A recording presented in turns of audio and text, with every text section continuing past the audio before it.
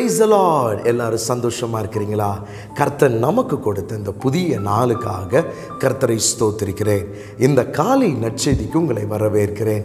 இந்த நாளுக்குரிய வார்த்தையை நாம் கேட்க போகிறோம். 2 நாளாகமம் 2ஆம் அதிகாரம் 5வது வசனம். எங்கள் தேவன் எல்லா தேவர்களை பார்க்கிலும் பெரியவர். நம்முடைய தேவன் அவர் பெரியவராக இருக்கிறார்.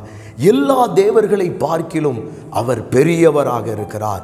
பாருங்களேன், எவ்வளோ ஒரு வல்லமை நிறைந்த வார்த்தை. நாம் ஆராதிக்கிற தேவன் அவர் பெரியவர். நாம் வணங்குகிற கர்த்தர் அவர் உயர்ந்தவர், அவர் பெரியவராக இருக்கிறார். பாருங்களேன், இன்றைக்கு உலகத்தில் பார்க்கும் பொழுது ஜனங்கள் பல தரப்பட்ட காரியங்களை அவர்கள் வணங்கி கொண்டிருக்கிறார்கள். கல்லையோ மண்ணையோ அல்லது அவர்களுக்கு எது பிடிக்கிறதோ அதை இன்றைக்கு உலகத்தில் இருக்கிற ஜனங்கள், குறிப்பாக நாம் வசித்து கொண்டிருக்கிற தேசத்தில் ஜனங்கள் வணங்கி கொண்டிருக்கிறார்கள். ஆனால் வசனம் சொல்லுகிறது, எல்லா தேவர்களை காட்டிலும் நம்முடைய தேவன் பெரியவர். நம்முடைய தேவன் பெரியவர். நம்மோடு கூட இருக்கிறவர் ஜீவனுள்ளவராக இருக்கிறார். பாருங்களேன், நம்முடைய இரட்சகராகிய இயேசு கிறிஸ்து இந்த பூமிக்கு நமக்காக வந்தார்.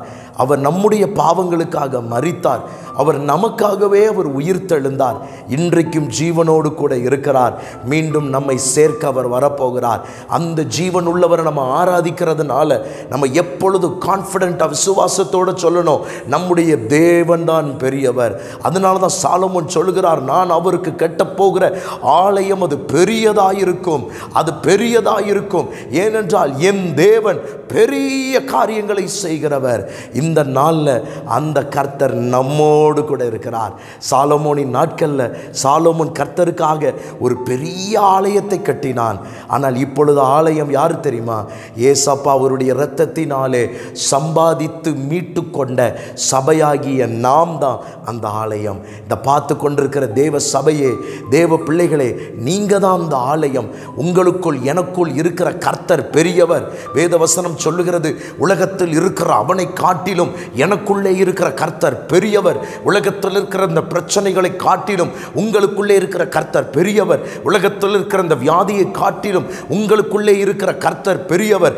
உலகத்தில் இருக்கிற அந்த அவமானங்களை காட்டிலும் உங்களுக்குள் இருக்கிற கர்த்தர் அவர் என்றைக்கும் அவர் பெரியவராக இருக்கிறார். இந்த நாளில் நீங்கள் சொல்லணும், என் தேவன் பெரியவர். இன்றைக்கு அறிக்கை செய்யுங்களேன், என் தேவன் பெரியவர், அவரால் எல்லாம் கூடும். அன்றைக்கு சாலமோன் இந்த வார்த்தையை விசுவாசத்தோடு சொல்லுகிறதுனால தான் கர்த்தர் பாருங்களேன் அவ்வளோ பெரிய ஆலயத்தை கட்டும்படி அந்த ஆலயத்தில் கர்த்தருடைய நாமம் மகிமைப்பட்டது. இன்னைக்கு உங்களுக்குள்ளே கர்த்தர் இருக்கிறார். அந்த பெரிய தேவன் உங்களுக்குள்ளே இருக்கிறார்.